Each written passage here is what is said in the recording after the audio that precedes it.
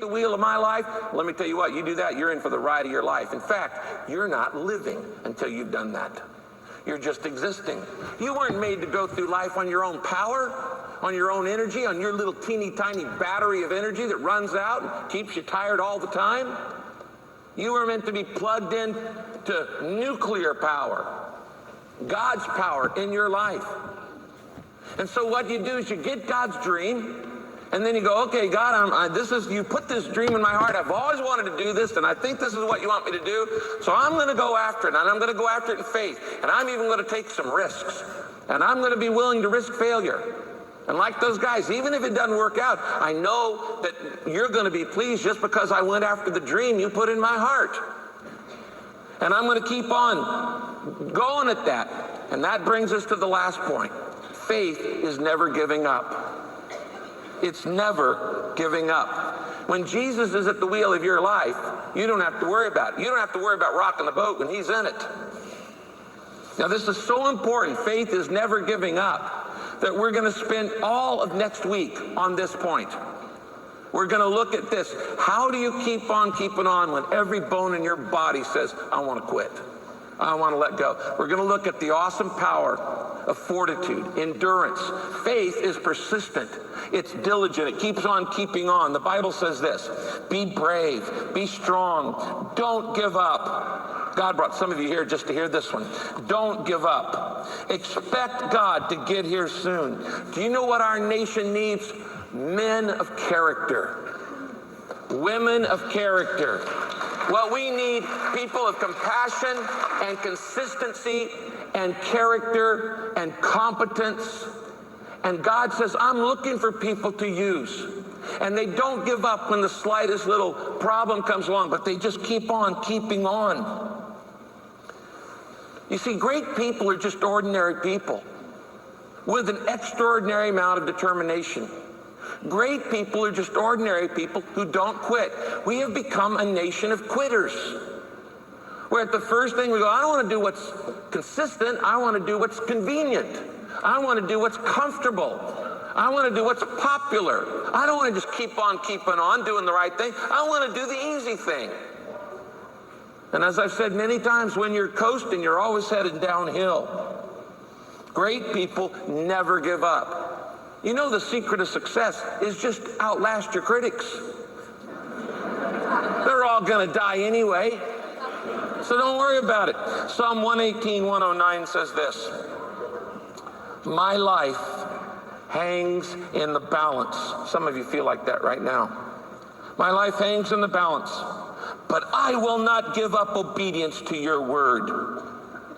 What's he saying there? Never doubt in the dark what God has shown you in the light. Some of you right now, you feel like your life is in the balance.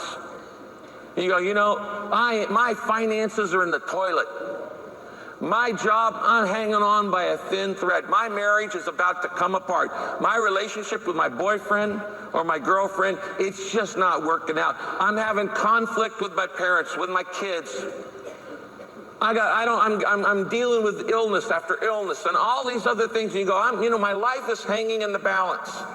Well, the person of faith says, but I will not give up obedience to your word.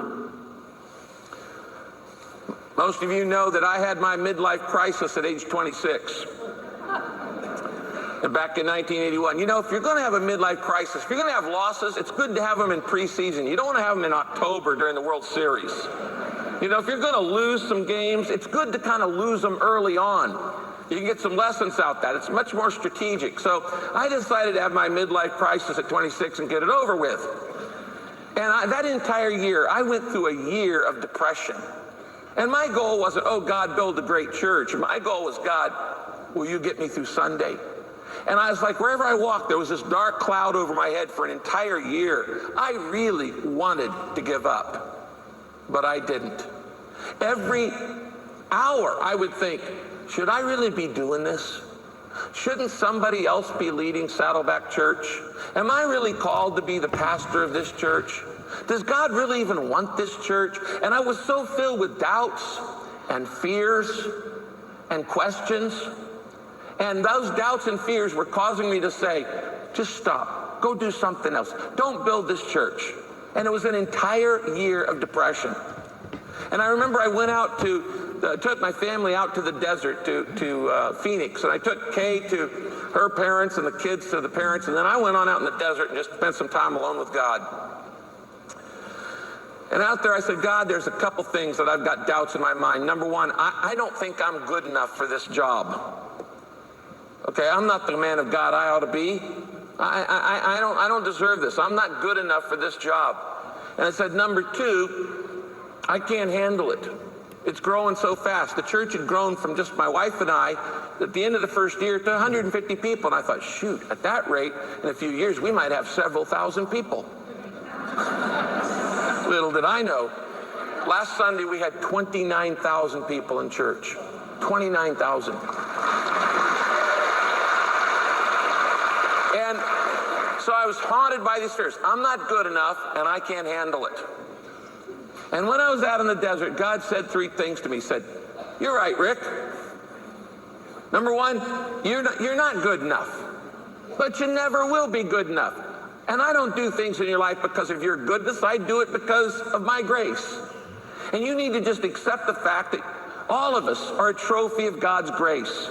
I don't deserve to be saved and on my way to heaven, much less lead you folks. I don't deserve any of the blessings in my life. I never have. It's just a free gift. It's a grace. So stop trying to be a perfectionist, relax, and just accept God's gift. And the next thing he said is, whose church is it? I said, well, it's your church, Lord. He said, then let me lead it. And he said, I tell you what, Rick, you focus on building people and I'll build the church. Jesus said, I will build my church.